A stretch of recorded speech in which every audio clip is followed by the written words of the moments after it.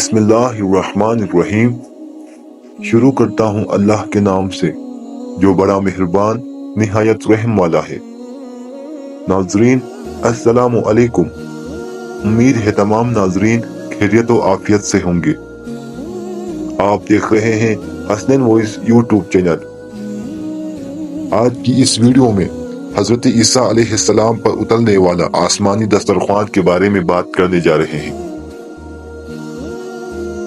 حضرت عیسیٰ علیہ السلام کے حواریوں نے یہ عرض کیا کہ اے عیسیٰ بن مریم، کیا آپ کا رب یہ کر سکتا ہے کہ وہ آسمان سے ہمارے پاس ایک دسترخوان اتار دے؟ تو حضرت عیسیٰ علیہ السلام نے فرمایا کہ اس طرح کی نشانیاں طلب کرنے سے اگر تم لوگ مومن ہو تو خدا سے ڈرو۔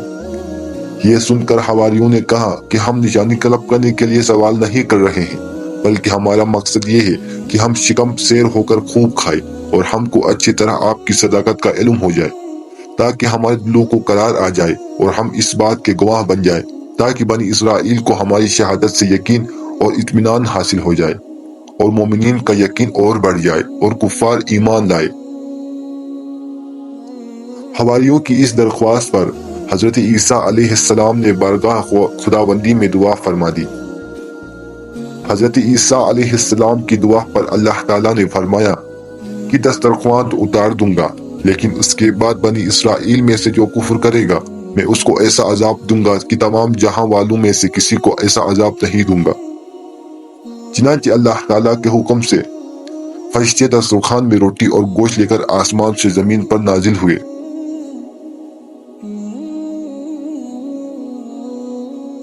اور روایتوں میں یہ بھی آیا ہے کہ تلی ہوئی ایک بہت بڑی مچھلی تھی جس میں کانٹا نہیں تھا، اور اس میں سے روغن ٹپک رہا تھا، اور اس کے سر کے پاس نمک اور دم کے پاس سرکہ تھا، اور اس کے ارد گرد قسم قسم کی سبزیاں تھیں اور 5 روٹیاں تھیں۔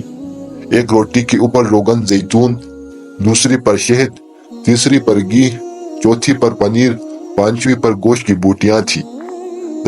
دسترخوان کی ان سامانوں کو دیکھ کر حضرت عیسیٰ علیہ السلام کے ایک حواری شمعون نے کہا، جو تمام حواریوں کا سردار تھا، کہ اے روح اللہ، یہ دسترخوان دنیا کے کھانوں میں سے ہے یا آخرت کے؟ تو آپ علیہ السلام نے فرمایا کہ یہ نہ تو دنیا کے کھانوں میں سے ہے نہ آخرت کے، بلکہ اللہ تعالیٰ نے اپنی قدرت کاملہ سے تمہارے لیے اس کھانے کو ابھی ایجاد فرما کر بھیجا ہے۔ پھر حضرت عیسیٰ علیہ السلام نے بنی اسرائیل کو حکم دیا کہ خوب شکم سیر ہو کر کھاؤ، اور خبردار اس میں کسی قسم کی خیانت نہ کرنا، اور کل کے لیے ذخیرہ بنا کر نہ رکھنا۔ مگر بنی اسرائیل نے اس میں خیانت بھی کر ڈالی اور کل کے لیے ذخیرہ بنا کر بھی رکھ لیا۔ اس نافرمانی کی وجہ سے اللہ تعالیٰ ان لوگوں پر عذاب آیا کہ یہ لوگ رات کو سوئے تو اچھے خاصے تھے، مگر صبح کو اٹھے تو مسخ ہو کر کچھ خنزیر اور کچھ بندر بن گئے۔ پھر حضرت عیسیٰ علیہ السلام نے ان لوگوں کی موت کے لیے دعا مانگی۔ تیسرے دن یہ لوگ مر کر دنیا سے نیست و نابود ہو گئے، اور کسی کو یہ بھی معلوم نہیں ہوا کہ ان کی لاشوں کو زمین نگل گئی یا اللہ نے ان کو کیا کر دیا۔ مائدہ دسترخوان کو کہتے ہیں۔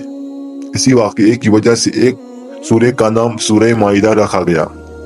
اللہ تعالیٰ نے اس عجیب اور عظیم الشان واقعے کا تذکرہ قرآن مجید کی سورہ مائدہ میں فرمایا ہے، جس کا ترجمہ یہ ہے: عیسیٰ بن مریم نے عرض کیا، اے اللہ، اے ہمارے رب، ہم پر آسمان سے ایک خوان اتار کہ وہ ہمارے لیے عید ہو، ہمارے اگلے پچھلوں کی، اور تیری طرف سے نشانی، اور ہمیں رزق دے، اور تو سب سے بہتر روزی دینے والا ہے۔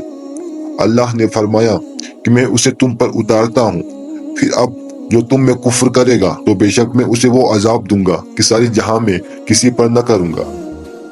واقعہ مذکور سے بہت سی عبرتیں اور نصیحتیں ملتی ہیں۔ حضرت انبیاء علیہ السلام کی مخالفت اور نافرمانی کتنا خوفناک جرم عظیم ہے، دیکھ لو کہ بنی اسرائیل نے جب اپنے نبی علیہ السلام کی مخالفت اور نافرمانی کرتے ہوئے آسمانی دسترخوان میں خیانت کی اور کل کے لیے ذخیرہ بنا کر رکھ لیا، تو عذاب الہی نے ان کو خنزیر، بندر بنا کر دنیا سے اس طرح نیست و نابود کر دیا کہ ان کی قبروں کا نشان بھی باقی نہ رہا۔ جو لوگ اللہ و رسول کی امانتوں میں خیانت کرتے ہیں، انہیں اس ہولناک عذاب سے عبرت حاصل کرنی چاہیے اور توبہ کر لینی چاہیے۔ حضرت عیسیٰ علیہ السلام کی دعا میں یہ جملہ کہ جس دن دسترخوان نازل ہوگا وہ دن ہمارے اگلے اور پچھلوں کے لیے عید کا دن ہوگا، اس سے یہ سبق ملتا ہے کہ جس دن قدرت خداوندی کا کوئی خاص نشان ظاہر ہو اس دن خوشی منانا اور مسرت و شادمانی کا اظہار کر کے عید منانا یہ حضرت عیسیٰ علیہ السلام کی مقدس سنت ہے۔ امید ہے تمام ناظرین کو یہ ویڈیو پسند آئی ہوگی۔ ویڈیو کو لائک کرنا مت بھولیں اور اسی طرح کی مزید انفارمیٹیو ویڈیوز کو دیکھنے کے لیے ہمارے چینل کو سبسکرائب کریں۔ خدا حافظ۔ آپ تمام ناظرین کا خدا حافظ و نگہبان۔ وعلیکم السلام۔